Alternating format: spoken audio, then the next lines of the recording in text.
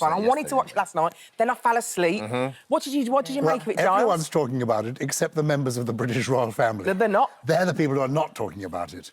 There was a beautiful service yesterday at Westminster Abbey celebrating people who have given service, saying thank you to people who have been carers and givers, people who've done service this year. It was organised by the new Princess of Wales, planned a couple of months ago, and all the invitations were sent out quite a long time ago. The King came with the Queen Consort. All sorts of members of the royal family came. Beatrice and Eugenie were there. Sarah Phillips. Yeah. The younger generation. I should say, Tyndall. The cousins, as it were, of Harry were there. It was a very happy event. And there was a speech given by the Prince of Wales, and he referred back to one of the Queen's Christmas broadcasts of about 10 years ago, where she talked about the importance of togetherness, all coming together at Christmas. Again, actually, that was chosen quite a while ago. So this was a show of unity in the UK, not planned as a counterblast against the icy winds coming in from sunny California, but it did actually illustrate that the show goes on here. The show goes on. And my instinct is that the Harry and Meghan thing is about Harry and Meghan. And I say... It's their story. It's their story, and fair enough. Truth. They've clearly been burning to say all this for a couple of years. They've said it now, and my hope is that come Christmas, or come the new year when his book is out, after that, they can then move on from this. 2 questions, though, for both of you. Knowing what you know about the royal family and, Carol, all your years of broadcasting, do you think they'll have watched it? As in, do you think they'll have... I know they won't have watched it. I don't know about the younger generation. You know they won't have watched I'm sure that the King has not watched it. The King watches very little television. He's a workaholic. He has a variety of passions in his life. TV. No, but still, if you know this is out there, would you not be, just out of curiosity, would you not want to see I would watch my son's documentary. I suppose that in order to see what he's saying... Oh, 1,000,000% I would watch my son's documentary. 6 hours, you give it? Yeah, of course, my son. OK. Yeah. Fine. I'm surprised that you said he's definitely not going to watch. Well, I can't picture him sitting in front of a television for that long. Really? I don't think he's ever sat in front of a television that long. Yeah, that's true. Ever. What do you think, Carol? Well, I've watched 3 episodes last week because we were on the sofa. I've watched 3 episodes yesterday. 6 hours of my life I can never get back. I see. And I did think... Did you enjoy it? Did you not like it? What didn't you like about it? Right. The bits that I liked, so the first 3 episodes, I'm fairly neutral about it. I'm not even that interested in them, to be honest. You love love. Yeah, I do love love. It's interesting, because you don't really have any skin in the game. I'm not really like, whatever, I didn't watch the wedding. I'm kind of, well, I'm going to do this because we want to talk about it. So I'm fairly neutral. And then last week, I thought, well, you know, fair enough, she's bright and they have their point. The 3 episodes yesterday, it's like, really? You're banging on about this and you're banging on about that and nobody's life is perfect. I got angry at one point, very angry. Not about anything they particularly said about the royal family, but more a rejection of the whole concept that all of us, everybody watching, everybody here was going through lockdowns and COVID, but it wasn't... There was no generosity of spirit, I felt, towards those who have also suffered. I just felt Do you think there was a sense of privilege there? I did feel that. I felt there was a sense of being spoiled and overprivileged. That's genuinely what I felt. Yeah. A little bit about Nottingham Cottage, where they first lived, which was given to Harry as a bachelor pad. And they rather sort of complained about it being small when he's so tall and how they were... You know, a friend of theirs came round. Can you believe it? We live in this tiny cottage. I've actually been in Nottingham Cottage. It's not that small. It was given to him as a bachelor pad. He wanted her to move in. It's actually a beautiful place in heart of Kensington. I think what they were referring to, though, is the fact that they, you know, everyone saw that they were living in Kensington Palace, but they wanted to show people that it's actually quite a small little pad. It was only small. I'm like Carol, I don't really have any skin in the game here at all. But it did feel slightly tone-deaf, that part of the show, when people are, you know, are literally... You know, but just around the corner. That doesn't worry me. I don't think we need to sit in judgment on it. I think we can accept this is their story, this is their view. There has clearly been pain.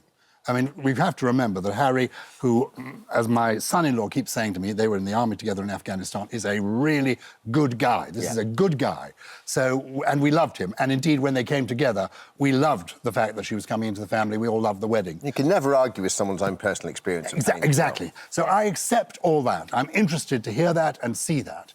I don't think it affects what happens here at all. It makes me understand the Queen even more. You know, the Queen, as we remember, our late Queen, driven by duty, sustained by faith, kept happy by her horses and her dogs, because they never told stories. They didn't make docu-series. They were just there, being happy companions all her life. She could say anything to them, and it never went any further. But Giles, you're a continuity guy. You know, you're a royalist and you're a continuity guy. What's interesting is maybe not Prince Charles, but when King Charles, but when Prince William seeks the throne, will there still be, do you think, that mantra of never complain, never explain, or do you think by then it will be slightly I think the relaxed? reason there will be is that it serves them well. Yeah. I mean, the Queen and the Duke of Edinburgh survived 70 years, and there was all this talk and gossip about them.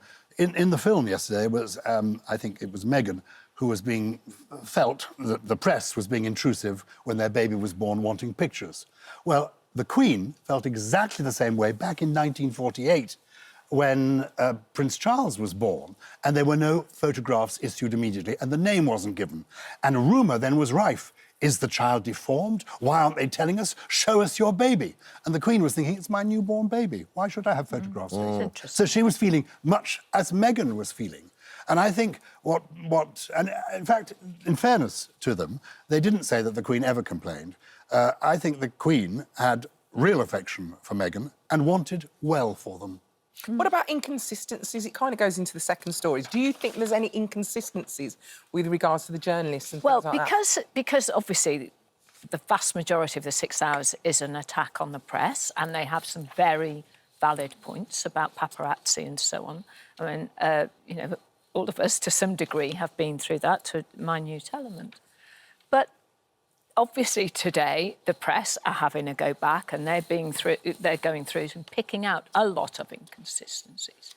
And if you're going to come out with a strong story, whatever your story might be, please check that you're not saying one thing back in March when you were on Oprah, whenever it was, and now you're saying something else. So obviously the press they do have skin in the game in this one, and they want to counter it. So yeah, there are inconsistencies. I mean, there's one example here that we've noted that Meghan and Harry, they implied that Prince William had given permission to their PR chief, Jason Knauf, to give evidence in Meghan's case against the Mail on Sunday over its decision to publish a letter she'd written to her father, Thomas Markle. But Jason Knauf, who was their former PR chief, rejected that claim that he gave evidence against Meghan to a court with the authority of Prince William. So he is saying what they're implying isn't true. But this is detail.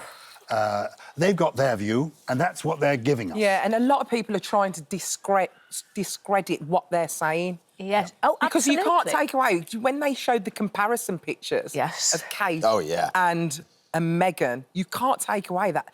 It was completely different journalism. Oh God! I mean, the avocado story and the baby. Yeah, you can't. I mean, anyone who says, "Oh no, I don't see it," I don't believe. But I think we did welcome her warmly, with open arms, with enthusiasm. Yeah. I don't know when it began to turn, but I think it turned also in their head a great deal. Yeah. There was the story that they told about Remembrance Sunday. In fact, it was the Royal Albert Hall the night before Remembrance Sunday, and the Queen and all the royal family was there, and they implied that the Queen was jealous that a picture of Harry and Meghan appeared on the front page of the Daily Telegraph. Now, that is the Queen's paper, so she would have seen that.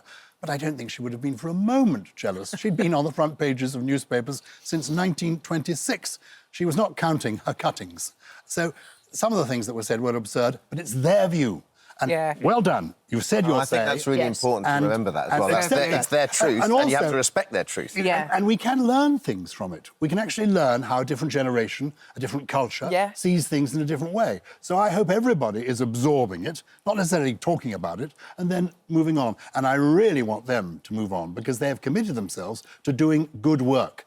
And from everything I know about Harry and all I've seen of Meghan, they've got a great capacity for spreading goodwill and doing good things. So basically, less about them now, maybe, and more about the world outside. The worry, though, Giles, is the biography is going to come out next year. Well, the biography is coming out called Spare, which is ominous, but also we ended on the bit about the Daily Mail and the court case, not on what's happened this year, which was the Platinum Jubilee when they came, and also the very, very sad death of Her Majesty the Queen, and everything that followed, and the four of them walking out together out of Windsor Castle, as they did, dressed in black.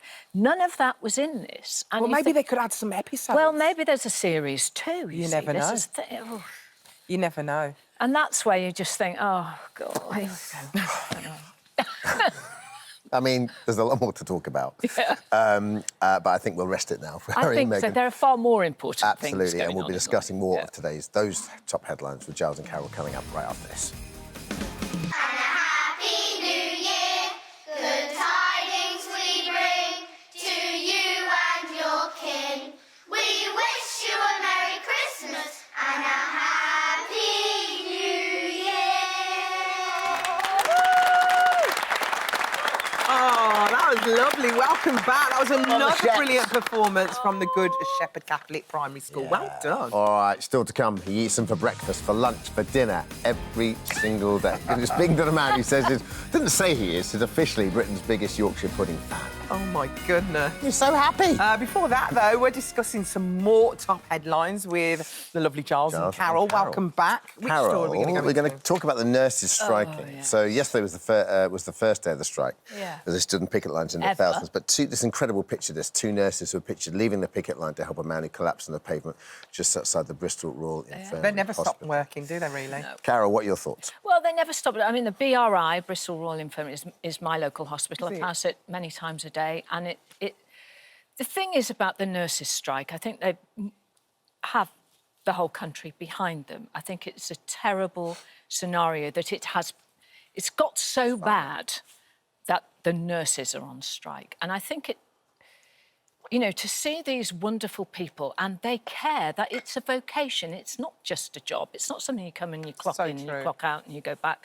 It's something that's deep inside, it's part of who they are, that they care. And so, the photo of they're on the picket line and yet somebody collapses and they go forward, it's tragic. And I do think that it is all part of this melee that is very political, and we see all sorts of things that some label corruption, but we see all the PPE scandals and so on going on. Yeah. And you think, well, hang on, all that money that's got billions of pounds that went in this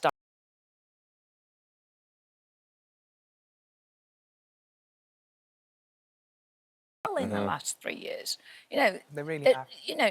They have been through a trauma, not just doing their job, but they have been traumatised.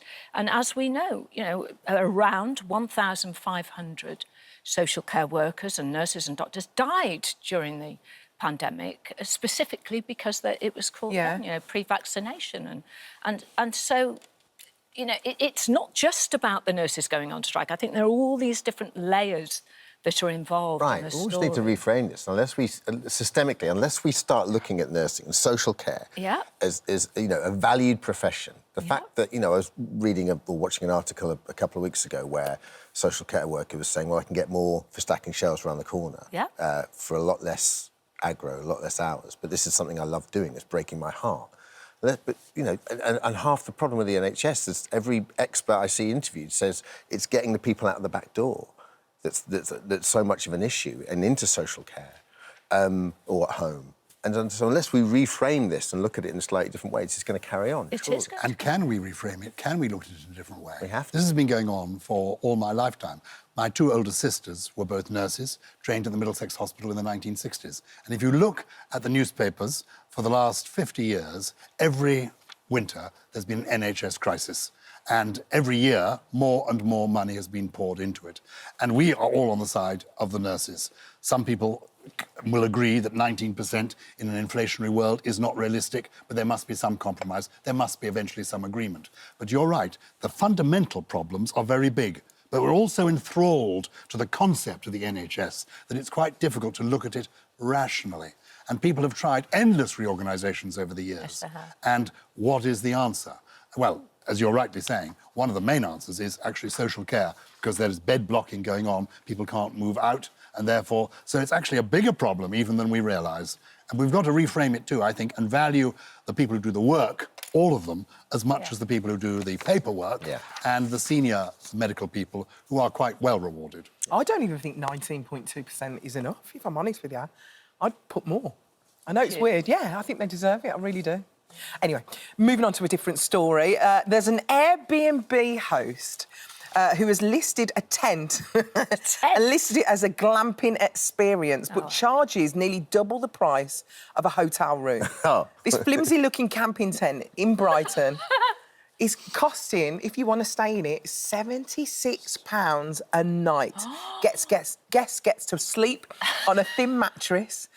They've got 3 blankets to keep themselves warm. The tent also comes with a hot tub, a fire pit. Oh, wow. And the host explains on the Airbnb listing, it might just be a tent, but it's hidden in a lovely garden with sea views. £76. He's asking... Can I say he's asking too little? Yes, I think people value what they pay for. If he charged 3 times as much, I think he'd get even more customers. I don't. Now, the reason I love this idea is I think we should all be getting back, particularly at Christmas, to our childhood. I had the happiest nights of my life in a tent as a little boy. Very true. Even when I realised that I was lying the wrong way and my feet were up there, and we were on a slope and everything. It was so exciting. It was such fun, and the possibility that a cow might, not that we even in a field near cows, but I thought that the tent would open and a cow's head would come through. We want to do. I saw some children. Think of those children we saw earlier in the show. Oh, they would love it, wouldn't they? The joy that they gave us. Yeah. And when I see children skipping down the street, I think, where's the skip gone in my life? We've now got a skip outside the house. Come on, Giles, the skip never disappeared from your life. But it is lovely. I mean, I adore camping. And do you? And my van. She adores camping, as you can see from her outfit. Carry on camping. But I just want to mention, because we're talking about camping, that there's a wonderful Pride of Britain winner, not from the Pride of Britain just gone, Pride of Britain before. He was 10 years old when the pandemic began. And he decided to go boy in a tent and go in his tent in the back garden. And he did it every night. He's done it. He's raised £750,000 for the North Devon Hospice.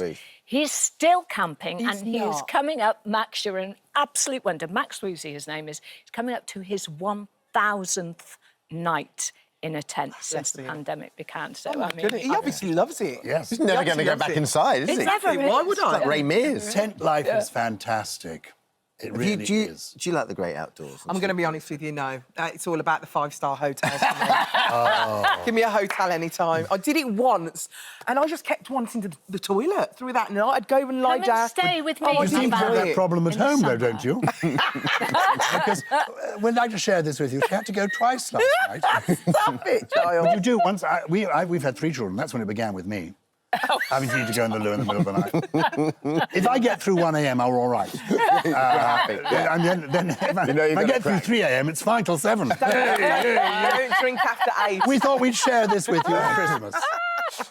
Giles and Carol staying to take your calls today's phone and helping with your dating dilemmas around Christmas time. Interesting. Much dating going on. Well, we want people to aim high at Christmas. Yes, we do. And we're we thinking, absolutely do. actually, who would your ideal date be? Nice. What are you really looking for? Yeah. Everyone calls up thinking, oh, I can't go, there's a guy. Well, picture in your mind's eye your ideal companion. Write it down. Write it down and share it with us, and we will give you some tips on how you can achieve your goal this Christmas. Your Christmas fantasy. Who do you want in your stocking, for instance? I mean, where This would is you great. go? This is just who do we fancy. This is going to be fantastic. That's what we want to know. So bring your own mistletoe, but give us a call. It's free, isn't it, if you're over 18? Yes. What's the number they have to call? Well, the number is 08000 30 40 44, or download the free This Morning app and get involved by 11:15. You must be 18 or over. Yeah. And we'll throw in a few tips on if you have to go to the loo in the middle of the night, how to sort of keep it at bay, and how to get back to sleep after you've been.